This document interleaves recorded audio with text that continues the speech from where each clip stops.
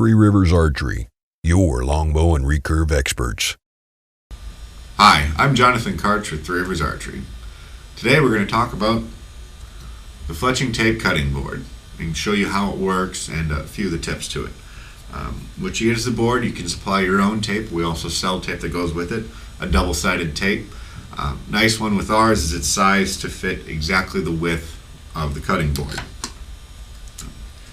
You can experiment and see if there's different tapes, something you like. If you find something you really like, let us know. We always appreciate finding new sources of stuff.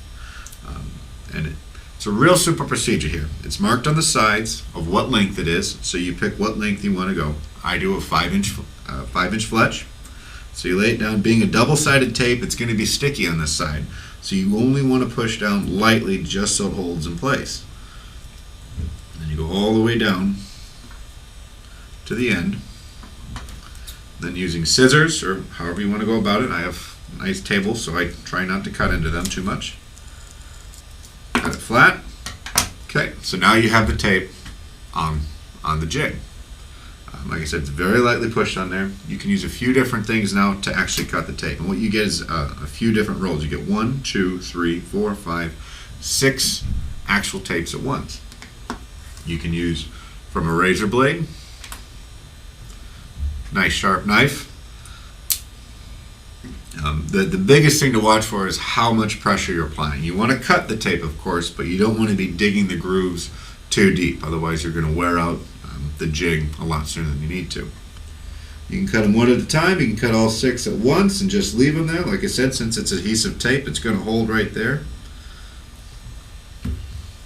And then for peeling it off, you can use the razor blade, the tip of the knife. Personally, one thing I've really found that I like is, for those of us with beards, is a beard trimmer. The reason I like that is it's an incredibly thin blade on it, and it has a bit of an arc to it. So I don't have to be the exact angle for it. It gives me a little bit more free play. And what you do is you peel it back, still with that backing on it.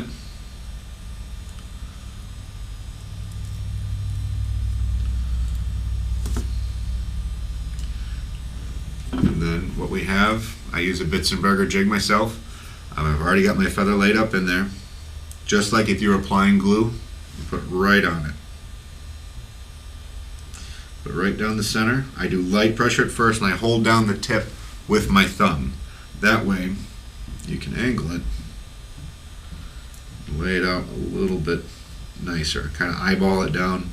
And then what you see here, I'm actually applying the pressure. I use my thumb going one way and then the nail going back to lay it flat.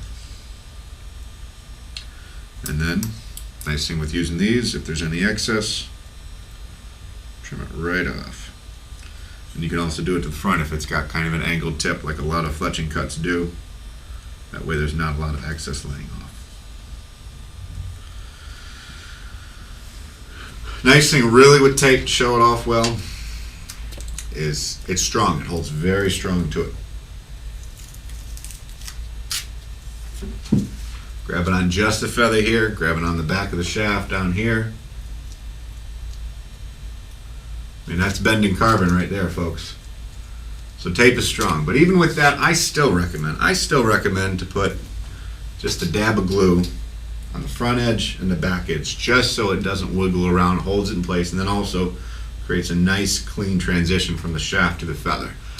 It's great for arrow rests. Really good if you shoot off your knuckle with arrows, just because you create that smooth transition. But with tape, it helps just make sure that it's a good solid pin down point. Now you can still shoot the arrow without gluing it down though. That just gives it a little extra security. I'm Jonathan Karch with 3Rivers Archery. Today we talked about the Fletching Tape Cutting Jig. Hopefully you learned a bit from me, and come back and check us out later. Thanks.